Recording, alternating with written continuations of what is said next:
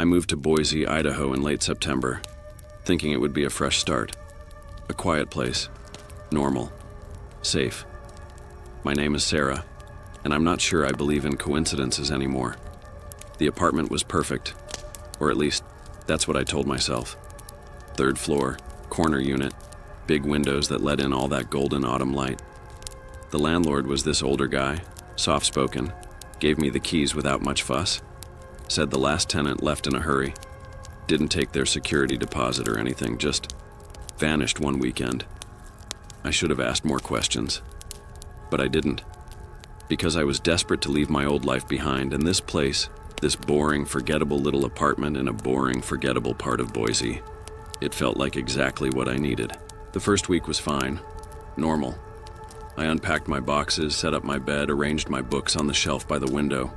I even got a plant, a succulent. Named it Roger. I was trying, trying to build something that felt like home. But then, the photographs started appearing. The first one I found on a Tuesday morning. I was making coffee, still half asleep, and I noticed something on my kitchen counter. A Polaroid, face down. I didn't remember putting it there.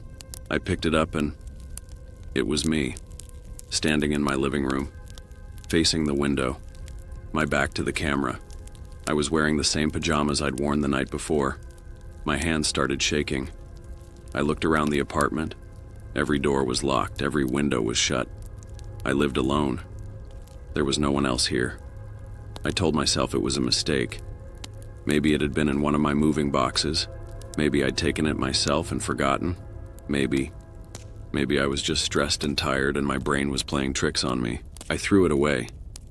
The second photograph appeared 3 days later. This time it was on my nightstand, right next to my bed, right where I would have seen it the moment I woke up. Another Polaroid. Me again. Asleep. In my bed. The angle suggested someone had been standing in my bedroom doorway, just watching me sleep. The timestamp on the bottom.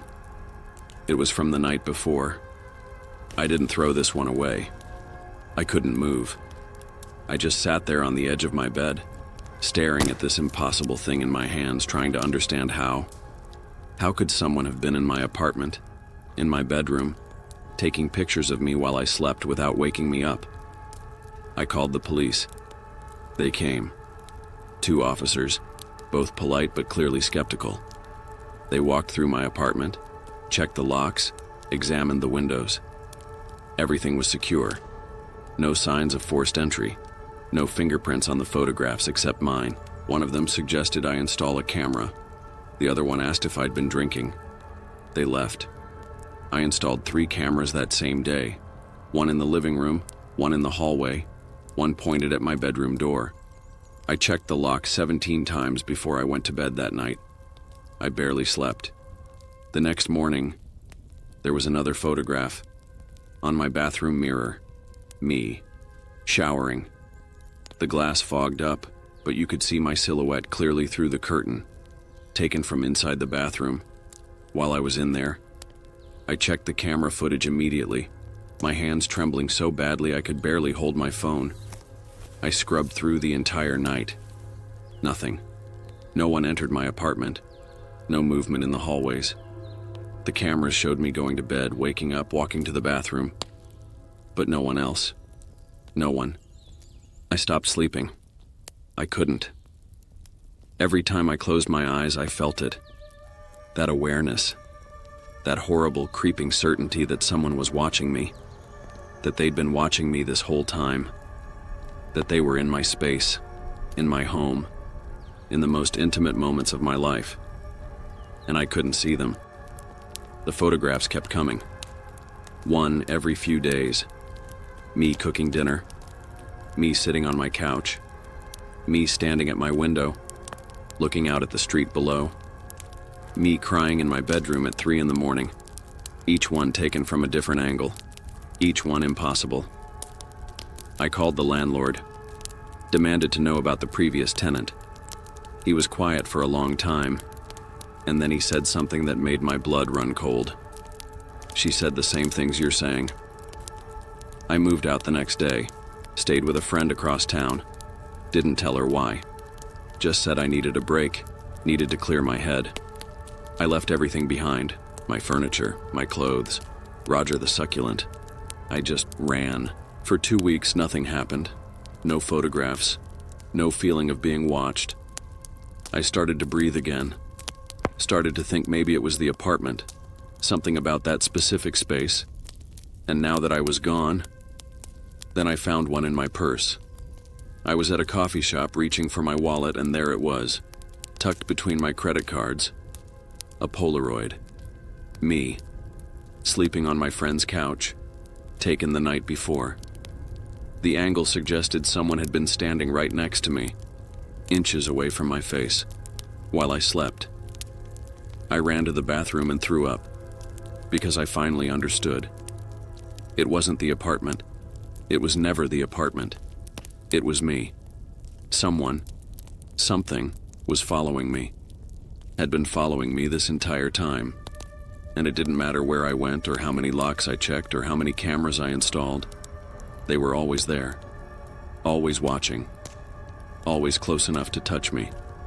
But never revealing themselves. Never making contact. Just documenting. Recording. Collecting these little moments of my life like I was some kind of specimen.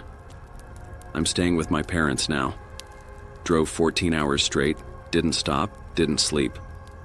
I thought maybe distance would help. Maybe if I went somewhere far enough, somewhere they couldn't possibly know about. This morning, I found a photograph on my childhood bedroom dresser. Me, asleep in my childhood bed, taken last night. And here's the thing that really scares me. The thing that keeps me awake even though I'm so exhausted I can barely think straight. I counted all the photographs I've collected, all the ones I kept, trying to find some pattern, some clue. 47. 47 photographs taken over the course of 2 months. But when I really thought about it, when I really tried to remember every single moment they captured, I could only account for 46 of them. There's one I don't remember happening. One moment in my life that I apparently lived through, but have no memory of.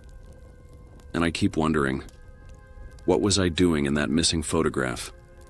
Where was I? Who was I with? And why can't I remember it? The photographs are still coming. I found one this morning in my coat pocket. I don't know what to do anymore. I don't know where to go. I don't know how to escape something I can't see, can't fight, can't even prove exists to anyone else. All I know is that someone is always watching, always there, always just out of sight.